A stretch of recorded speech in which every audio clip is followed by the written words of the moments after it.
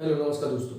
तो दोस्तों, जियोग्राफी में, इंडियन जियोग्राफी में आज जो हम बात करने वाले हैं वो हिमालय के बारे में बात करने वाले हैं। ठीक है। आज इसमें जानेंगे कि हिमालय की उत्पत्ति कैसे हुई, इसमें कौन कौन सी पहाड़ियाँ हैं और कितने हिस्सों में इसको बांटा गया है। क्योंकि जियोग्राफी को हम 4 हिस्सों में पढ़ने वाले थे।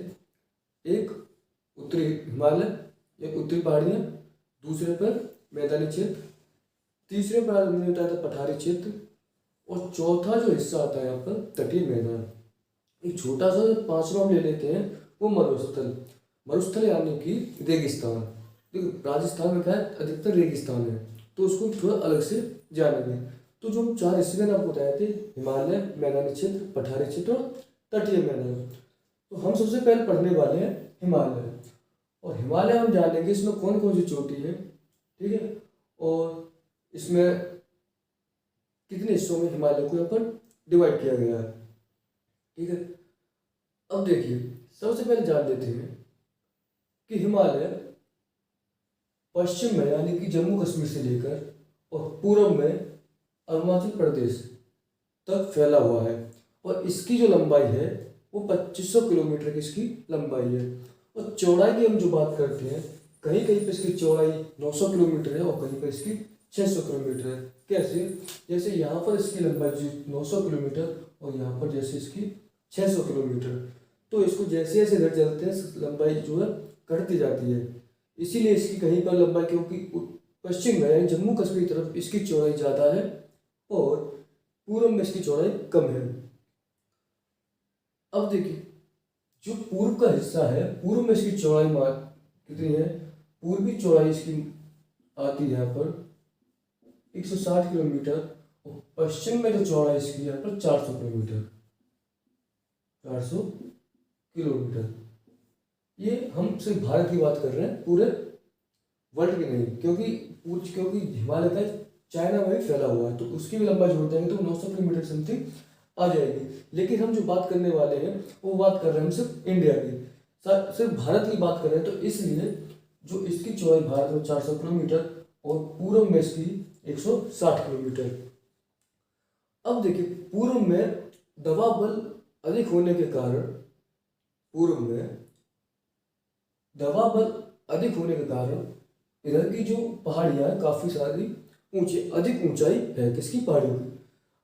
दबाव बल अधिक होने के कारण यहाँ की पहाड़ियां क्या है? ऊंची है। एग्जाम्पल के तौर पर देखिए, जैसे यहाँ पर माउंट एवरेस्ट हुआ, कंचनजंगा हुआ, जो कौन सी पहाड़ियां हैं वो इसी क्षेत्र में आती हैं। सबसे ऊंची जो चोटी है माउंट एवरेस्ट हुआ और कंचनजंगा हुआ, वो किस क्षेत्र में?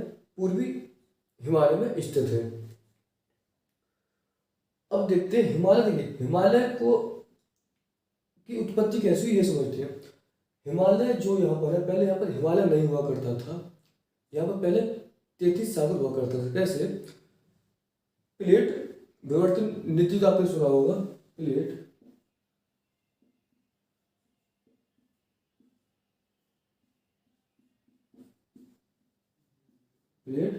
विवर्तन नीति, इसके अनुसार क्या है, जब यूरोपियन ठीक है, यूरोपियन प्लेट और भारतीय प्लेट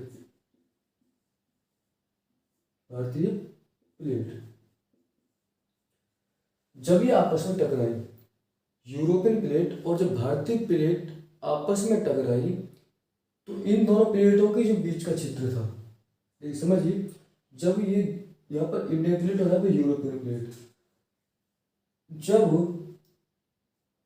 इनकी जो बीच का ये क्षेत्र है ये हुआ करता था 33 सागर हुआ करता था। अब जब ये यूरोपियन प्लेट आती है यहाँ पर और ये इंडियन प्लेट, तो जब ये यूरोपियन प्लेट और जब इंडियन प्लेट क्या है, गोंडवाना लैंड का हिस्सा है, जब टूट के अलग हुआ तो ये किससे टकराया? यूरोपियन प्लेट से टकराया। और जब ये यूरोपियन प्लेट से टकराया तो जो इसके बीच वाला अवसाद था, जो मटेरियल था बीच वाला, जैसे जो इसके मिट्टी गाद वगैरह था, उसको जब इसने ढकेला, जब प्लेट टकराई, तो जो बीच का जो अवसाद क्षेत्र है उसी को वो ऊपर की तरफ उठ गया। जब ये ऊपर की तरफ उठ गया तो इसी की जगह पर क्या हुआ, हिमालय का निर्माण हुआ था। और हिमालय को ही यहाँ पर अभी नवीन और युवा हिमालय कहा जाता है। इसकी उम्र 11 वर्ष करोड़ पुरानी है, जबकि पठारी जो है वो 16 वर्ष करोड़ पुराना है।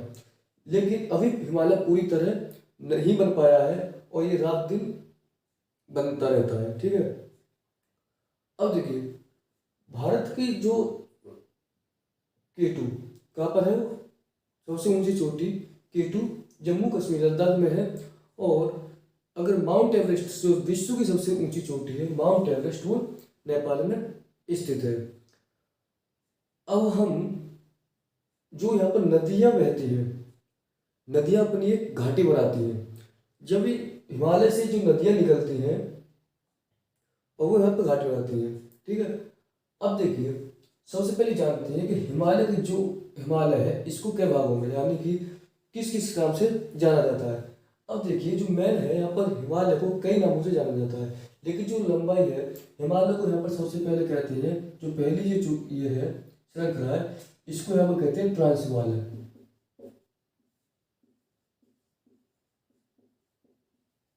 ट्रांस हिमालय। और इसके बाद जो दूसरी जो श्रृंखला आती है इसको यहाँ पर कहते हैं बृहद हिमालय। और तीसरी यहाँ पर श्रृंखला आती है इसे कहते हैं मध्य हिमालय, मध्य या लघु हिमालय। अब जो इसके बाद जो यहाँ पर श्रृंखला आती है इसको कहते हैं शिवालिक, शिवालिक हिमालय। अब देखिए हमने इसको 4 श्रेणियों में रख दिया। अब इन श्रेणियों के आधार पर हम पहले जानते हैं श्रेणी को भी तोड़ा जाता है। कैसे, जब इन श्रृंखलाओं से नदियां निकलती हैं तो क्या वो एक घाटी बनाती हैं, और जो घाटी का जो क्षेत्र होता है उसके जो बीच का क्षेत्र हो जाता है उसको हम अलग अलग भाग में डिवाइड करेंगे। यानी घाटी के आधार पर, जैसे यहाँ से किसी घाटी ने यहाँ पर काट दी, इस नदी ने काट दिया और एक नदी ने यहाँ काट दिया, तो जो इन दो नदियों के बीच का जो क्षेत्र है इसको किस नाम से जानते हैं और इसको कैसे पढ़ेंगे ये समझते हैं। और सीधे हम फिर बात करेंगे ट्रांस हिमालय, बृहद हिमालय, लघु हिमालय और शिवालिक हिमालय। पहले जानते हैं, देखिए हम इन नदियों की घाटी में जो घाटी बनाती है उसके आधार पर कैसे पढ़ाएं, तो इसके आधार पर सबसे पहले आता है पंजाब हिमालय। पंजाब हिमालय में कौन कौन सा क्षेत्र आता है ये देखते हैं। किस किस के बीच का क्षेत्र आता है पंजाब हिमालय में। अब देखिए पंजाब हिमालय की बात करें तो जो ये क्षेत्र है तो जम्मू कश्मीर बहती है और इधर से सतलज नदी बहती है। जम्मू में क्या है, सिंधु नदी और सतलज नदी जो बहती है, जो उनके बीच का जो क्षेत्र है वो क्या आ जाता है यहाँ पर पंजाब हिमालय के अंतर्गत आता है। और इसकी लंबाई 560 किलोमीटर की लंबाई है। यानी कि पंजाब क्षेत्र, पंजाब हिमालय के अंतर्गत जो आता है वो सिंधु नदी और सतलज नदी के जो बीच वाला क्षेत्र आता है उसी को यहाँ पर क्या कहते हैं पंजाब हिमालय। अब बात करते हैं सिंधु नदी और जो सतलज नदी है, सतलज जो नदी है उसकी जो बीच वाला कौन कौन सी घाटियाँ आती है, कौन कौन सी पहाड़ियाँ आती हैं। अब देखिए इसी को यहाँ पर कश्मीर हिमालय यानी कश्मीर हिमालय और हिमाचल हिमालय, इसी के बीच में कश्मीर हिमालय, कश्मीर का क्षेत्र है वो वाला हिमालय, और हिमाचल का जो हिमालय वो इसके अंतर्गत आता है।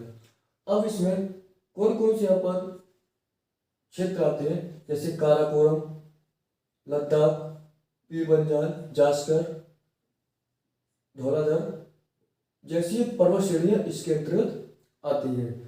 अब जानेंगे होंगे पंजाब हिमालय में कौन कौन से क्षेत्र और कौन कौन सी इसमें श्रेणियाँ आती हैं। ये पर्वत श्रेणी कौन कौन सी है, काराकोरम, लद्दाख, पीर पंजाल, जास्कर, धौलाधर। ठीक है, अब इसके बाद हम इसको डिवाइड करते हैं कुमायूं। अब देखिए इस इधर से यहाँ से लेकर और इधर का जो ये क्षेत्र है हिमाचल का पूरा, ये आ जाता है पंजाब हिमालय के अंतर्गत। अब हम बात करें कुमायूं हिमालय, तो कुमायूं हिमालय जो है यहाँ पर सतलज नदी जो है और काली नदी के बीच का क्षेत्र पड़ता है, यानी कि यहाँ से लगा लीजिए, ठीक है। तो इसकी जो बीच का क्षेत्र है वो आता है। तो इसमें जानते हैं सतलज नदी और काली नदी के जो बीच का जो क्षेत्र है, जिसकी लंबाई कितनी है 320 किलोमीटर, वो वाला क्षेत्र कुमायूं हिमालय के अंतर्गत आता है। जैसे भागीरथी नदी है और वहीं पर क्या उत्तराखंड में भागीरथी नदी और यमुना नदी का जो उद्गम स्थल है, ठीक है, उद्गम स्थल का जो स्रोत है वहां पर है नंदा देवी पर्वत चोटी, और नंदा देवी पर्वत चोटी इसी कुमायूं हिमालय की सबसे ऊंची चोटी है, ठीक है। कुमायूं हिमालय के अंतर्गत कौन से आते हैं, सतलज नदी, कौन सी, सतलज नदी और यहाँ पर काली नदी के जो बीच वाला क्षेत्र आता है उसी को यहाँ पर कुमायूं हिमालय कहा जाता है, जिसकी लंबाई 320 किलोमीटर है, ठीक है। अगला जो आता है उसको हम चौथे भाग पढ़ते हैं नेपाल हिमालय। और नेपाल हिमालय का जो क्षेत्र है वो काली नदी, ठीक है, काली नदी और तिस्ता नदी, ठीक है, कहाँ पर तिस्ता नदी, यहाँ पर तिस्ता नदी, काली नदी और तिस्ता नदी के जो बीच वाला क्षेत्र आता है उसी को यहाँ पर नेपाल हिमालय कहते हैं।